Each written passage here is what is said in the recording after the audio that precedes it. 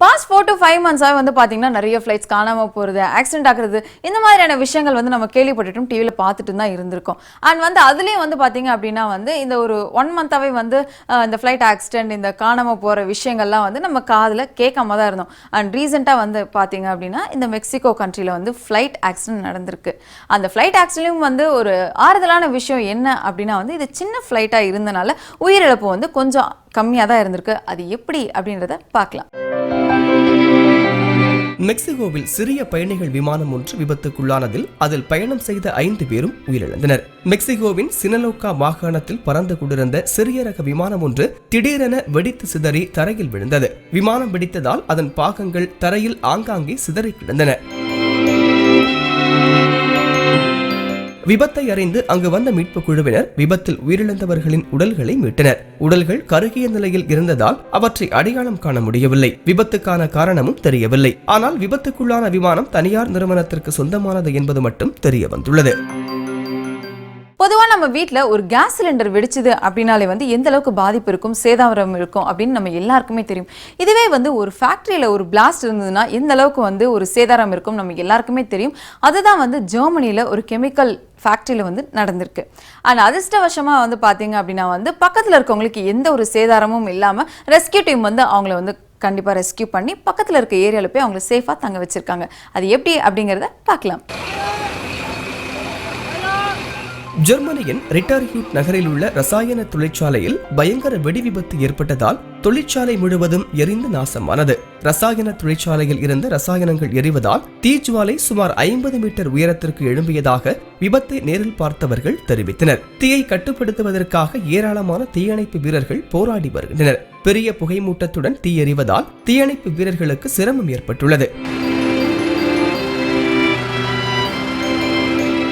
தீ விபத்தில் காயமடைந்தவர்கள் மீட்கப்பட்டு மருத்துவமனைக்கு கொண்டு செல்லப்பட்டனர். தீ எரியும் கட்டிடத்திற்குள் செல்ல முடியாத காரணத்தால் இறந்தவர்கள் பற்றிய தகவல் அறிய முடியவில்லை என தீயணைப்பு வீரர்கள் தெரிவித்தனர். ரசாயன தொழிற்சாலை வெடித்ததில் அருகில் இருந்த சில வீடுகளும் சேதமடைந்தன. தொழிற்சாலையை சுற்றி குடியிருந்தவர்கள் பாதுகாப்பு கருதி அருகில் உள்ள பள்ளிகளில் தற்காலிகமாக தங்க வைக்கப்பட்டுள்ளனர்.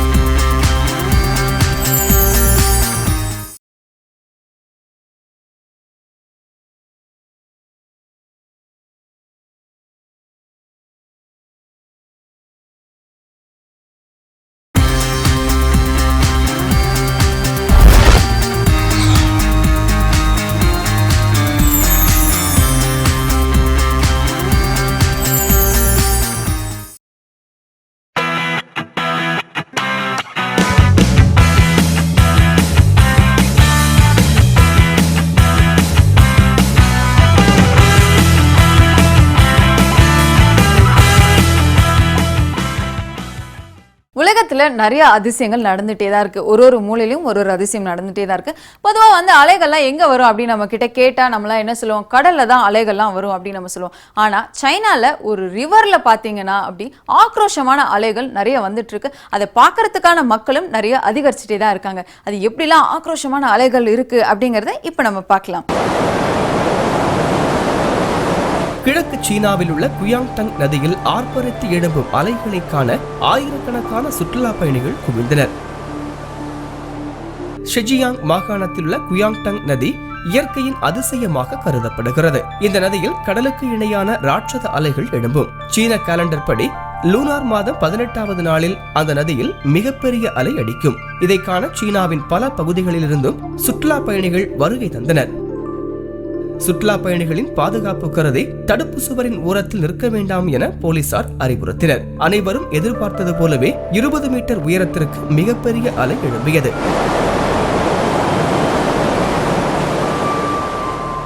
தைரியமான சிலர் ஆற்றில் அடிக்கும் ராட்சத அலையை சாதகமாக்கி அலை சறுக்கும் போட்டியிலும் ஈடுபட்டனர்.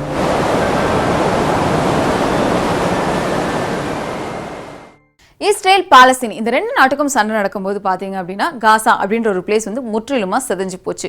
ஸோ ஒரு நாடே சிதையும் போது அங்க இருக்க மக்களும் சரி அனிமல்ஸும் சரி கண்டிப்பா சிதைஞ்சிருப்பாங்க. இப்போ கொஞ்சம் போர் அடங்கி இருக்கனால பாத்தீங்க அப்படின்னா அங்க இருக்க ஒரு ஜூல கொஞ்சம் விலங்கியல் உயிரோட இருக்கு. அதை பாதுகாக்கிறதுக்காக வந்து பாத்தீங்க நிறைய ஆவலர்கள் வந்து அதை பாதுகாக்கணும் அப்படின்ற ஒரு நோக்கத்தோட வந்து களமிறங்கியிருக்காங்க. ஸோ அவங்களுக்கு வந்து வசந்த் டிவி சார்பாகவும் வந்து நம்ம விஷ் பண்ணிக்கலாம். அண்ட் அது எப்படி அப்படிங்கிறத இப்போ நம்ம பார்க்கலாம். காசாவில் அமைதி திரும்பியதை அடுத்து அங்குள்ள விலங்கியல் பூங்காவில் வாழும் விலங்குகளுக்கு சிகிச்சை அளிக்கும் பணி துவங்கியுள்ளது. கடந்த 50 நாட்களுக்கு மேலாக ஹமாஸ் மற்றும் இஸ்ரேல் படைகளுக்கு இடையே நடந்த சண்டையில் அல் பைசன் மிருக காட்சி சாலையில் இருந்த 86 விலங்குகள் உயிரிழந்தன. தற்போது போர் முடிந்து அமைதி திரும்பியுள்ள நிலையில் மீதமுள்ள விலங்குகளை காப்பாற்ற தொண்டு நிறுவனத்தை சேர்ந்த மருத்துவர்கள் சிகிச்சை அளித்து வருகின்றனர். அல் பைசன் பூங்காவில் தற்போது 3 சிங்கங்கள் உள்ளன. உணவின்றி சோர்ந்து போன சிங்கங்களுக்கு புத்துணர்ச்சி ஊட்ட மருத்துவர்கள் முயன்று வருகின்றனர். சிங்கங்களை அடைக்கும் கூண்டுகள் சேதமாக இருப்பதாகவும் தற்போதைய நிலையில் இந்த பூங்காவை தொடர்ந்து நடத்த முடியுமா என்பது பற்றி தெரியவில்லை என்றும் மருத்துவர் அமீர் ஹலில் தெரிவித்தார். தேர் இழுக்கிறது அப்படின்ற ஒரு விஷயம் வந்து நம்ம எல்லாருமே நம்ம கேள்விப்பட்டிருப்போம். அதாவது அவங்களுடைய இஷ்ட தெய்வத்துக்கு வேண்டிக்கிட்டு நம்ம தேர் இழுக்கிறது அப்படின்றது வந்து நம்ம நிறைய பேர் நம்ம பார்த்துப்போம். அதான் சில பேர் வந்து நினைச்சிட்டு இருப்பாங்க தமிழ்நாட்டில் மட்டும்தான் இந்த மாதிரியான விஷயங்கள்லாம் நடந்துட்டு இருக்குமா அப்படின்னு நம்ம யோசிச்சுட்டு இருக்கிறது வந்து தப்பு அப்படின்ற ஒரு எண்ணத்தை இப்போ நம்ம காட்ட போறோம். அது என்ன அப்படின்னா வந்து ஃபாரின் கண்ட்ரீஸ்லயும் வந்து இந்த மாதிரியான தேர் இழுக்கிற விஷயங்கள்லாம் நடந்துட்டு தான் இருக்கு. முக்கியமா ரீசெண்டா வந்து பார்த்தோம் அப்படின்னா பெரு அப்படின்ற ஒரு கண்ட்ரியில வந்து ஜீசஸ் கிறிஸ்ட்காக வந்து இப்போ தேர் இழுத்திருக்காங்க. அந்த தேர் எப்படி இழுத்திருக்காங்க, அது எப்படிலாம் அழகா இருக்கு அப்படின்றத இப்போ நம்ம பார்க்கலாம். பெரு தலைநகர் லிமாவில் அற்புதத்தின் இறைவன் நினைவு நாளை ஒட்டி தேர்ப்பவனி நடைபெற்றது. இந்த பவனியில் 800க்கும் மேற்பட்ட சிறுவர்கள் மற்றும் இளைஞர்கள் பங்கேற்றனர். அவர்கள் அனைவரும் ஊதா நிற அங்கி அணிந்து அற்புதத்தின் இறைவன் உருவப்படம் தாங்கிய தேரை சுமந்து வந்தனர். 17ஆம் நூற்றாண்டில் அற்புதத்தின் இறைவன் உருவப்படம் வரையப்பட்டது. 18ஆம் நூற்றாண்டில் பெருவில் மிகப்பெரிய நிலநடுக்கம் ஏற்பட்டு பெரும்பாலான பகுதிகள் சீரழிந்தன. ஆனால் இந்த கடவுளின் உருவம் தாங்கிய படம் மட்டும் சிதையாமல் பத்திரமாக இருந்தது. அதன் நினைவாக லிமாவில் உள்ள தேவாலயத்தில் ஆண்டுதோறும் தேர்ப்பவனி நடைபெறுகிறது.